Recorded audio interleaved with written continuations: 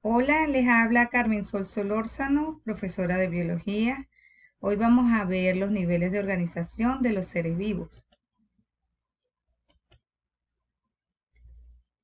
La biología es una ciencia que se encarga de estudiar a los seres vivos, buscando comprender sus funciones y las estructuras que los componen para desarrollar una gran cantidad de campos aplicados, particularmente en la medicina, en la ingeniería genética, la biotecnología y de particular interés en la agricultura y la cría de animales para alimentación humana, entre otras.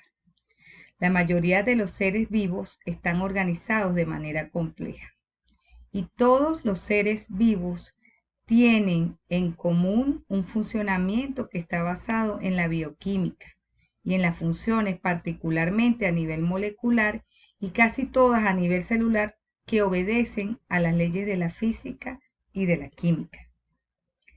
Para todas estas particularidades de los seres vivos existen unos niveles de organización de la materia, que comienza a nivel subatómico, siguiendo el nivel atómico para luego organizarse a nivel molecular, luego a nivel subcelular para conformar el nivel celular, que a su vez hacen funcionar los tejidos que se conforman en el nivel tisular, que hace que se formen los órganos. Estos a su vez forman sistemas dentro de los individuos que pertenecen a una población de una especie en particular y que a su vez conforman comunidades con poblaciones de diferentes especies y que se establecen en los ecosistemas donde existen relaciones tanto con el medio ambiente biótico como abiótico para conformar lo que llamamos biosfera o ecósfera. Vamos a analizar cada uno de estos niveles en las siguientes láminas.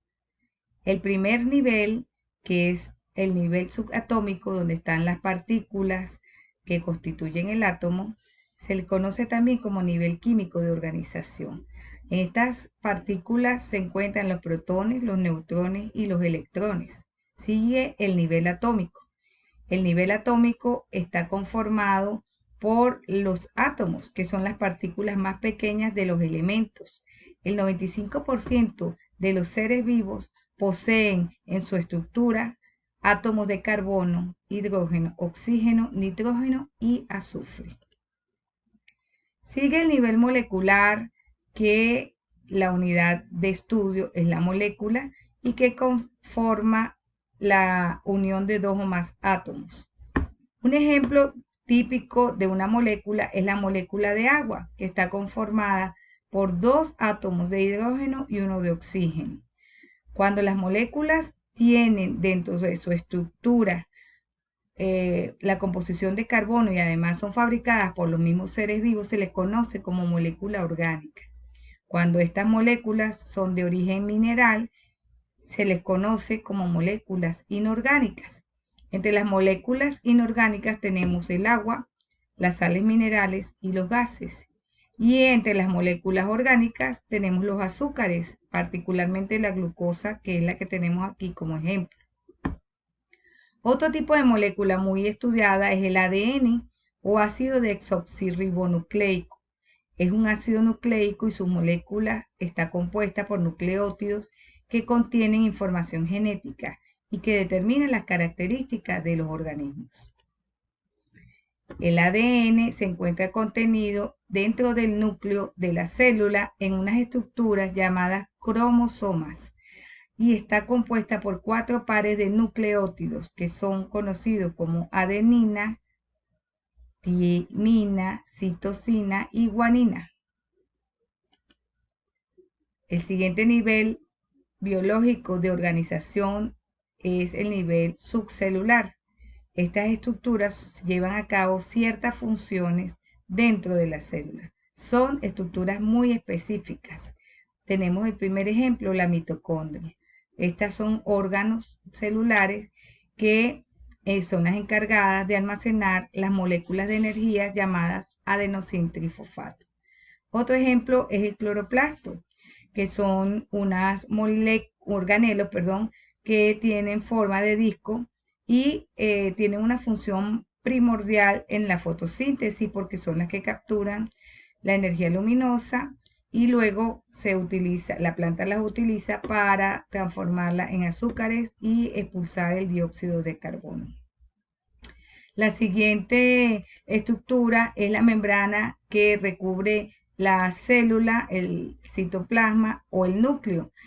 La función de esta membrana citoplasmática es mantener encerrado o contener el material hereditario y el transporte de nutrientes dentro de la célula y asimismo el transporte de las sustancias tóxicas fuera de la célula. Como vemos, entonces tenemos los niveles de organización de los seres vivos. Hemos pasado por las partículas subatómicas, el átomo, la molécula, el organelo. Hasta aquí conocemos esto como los niveles químicos de organización. La célula, el tejido, el órgano, el sistema y el organismo se les conoce dentro de los niveles biológicos de organización y el estudio de la población, la comunidad, el ecosistema y la biosfera corresponde a los niveles ecológicos de organización. Continuamos entonces estudiando el siguiente nivel biológico de organización, que es la célula. A nivel celular, la célula es la unidad funcional, es la más pequeña del sistema de vida que se conoce sobre la Tierra. Un ejemplo de una célula es la neurona, que conforma parte de lo que son las células nerviosas. En las plantas también existen células como la célula de las hojas del maíz, esta que está acá, que a su vez se divide en dos tipos, las células eucariotas y las procariotas. Las eucariotas tienen un núcleo que está encerrado en donde se guarda el ADN y las procariotas no tienen núcleo y el material genético se encuentra libre en el citoplasma. El siguiente nivel es el nivel biológico de tejidos o el nivel tisular. Las células diferenciadas y especializadas conforman los tejidos.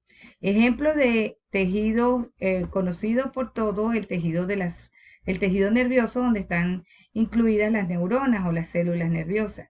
A nivel de plantas también existen el tejido meristemático y algunos organismos no poseen órganos, sino que llegan a nivel tisular nada más, como por ejemplo las algas macroscópicas, las medusas y las esponjas. El siguiente nivel biológico de organización es el órgano y corresponde al nivel orgánico, que resulta de la agrupación y acción coordinada de diferentes tejidos. Ejemplos de órganos tenemos el ojo, el cerebro, el hueso, el corazón. El corazón, por ejemplo, bombea sangre dentro del cuerpo de los seres vivos, de los animales y de los humanos. Esto es posible gracias a la acción conjunta del tejido muscular, del tejido conjuntivo, el tejido sanguíneo y el tejido nervioso que componen su estructura. A nivel de las plantas también existen niveles de órganos que tienen aspectos importantes en el crecimiento, en la toma de recursos alimenticios, como la raíz, el tallo y las hojas, que corresponden a los órganos vegetativos de la planta, y a los órganos reproductores como las flores, los frutos y las semillas. El siguiente nivel es el sistema de órganos, que corresponde al nivel sistema de órganos. Son dos o más órganos cuando interactúan de manera conjunta para realizar una función específica. Este tipo de funciones contribuyen al funcionamiento de todo el organismo. Los órganos y los sistemas de órganos son estudiados por la anatomía y la fisiología. Tenemos como ejemplo el sistema digestivo, el sistema respiratorio, y en las plantas vasculares tenemos el sistema vascular, que es a través del cual se transporta, en el caso del xilema, se transporta agua y minerales desde las raíces hasta las hojas, y del floema, que transporta ya el alimento fabricado desde las hojas hasta las partes que la planta lo requiera. El siguiente nivel es el nivel de organismo. son seres ya individuales que están conformando muchas células. Ejemplos de individuos tenemos una planta de maíz, una planta de pino. Nuestras mascotas, un gato o un perro, son individuos, organismos. Un alce, un venado o un oso palmero también son ejemplos de individuos, y tú eres un individuo también. La siguiente caracterización se corresponde al nivel ecológico de organización. Comenzamos a nivel de especie, que corresponde a los individuos que son semejantes entre sí y que fundamentalmente pueden entrecruzarse y tienen descendientes fértiles. El siguiente nivel es el de las poblaciones, que corresponde a miembros de una misma especie que habitan en la misma área o lugar. El siguiente nivel es la comunidad, en donde se encuentran diferentes especies que viven e interactúan en una misma área o región. Y el siguiente nivel es el ecosistema, en donde se manifiestan diferentes comunidades, pero que también mantienen una relación con su ambiente abiótico, que es lo que no está vivo, como la roca, el suelo, el agua, y con los sistemas bióticos, es decir, con otras especies animales o vegetales que se encuentran en la región.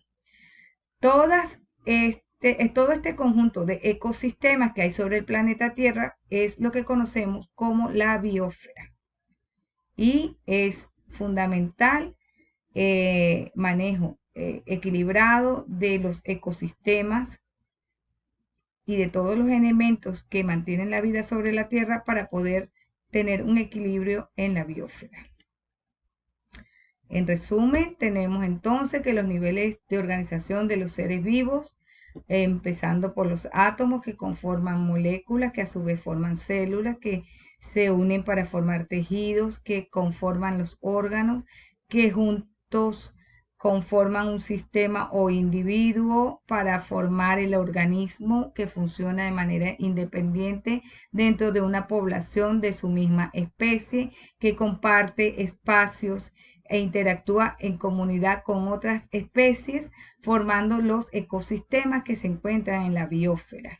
Cada nivel de organización incluye a los niveles inferiores y a su vez forman parte de los superiores, y que cada uno tiene características propias denominadas características emergentes. Finalmente, los dejo con un pensamiento de Charles Darwin: no es el más fuerte de las especies el que sobrevive, tampoco es el más inteligente el que sobrevive. Es aquel que es más adaptable al cambio. Las referencias bibliográficas, por si tienen alguna inquietud para ahondar y abarcar mayor conocimiento, son las que les dejo aquí presentes. Muchísimas gracias.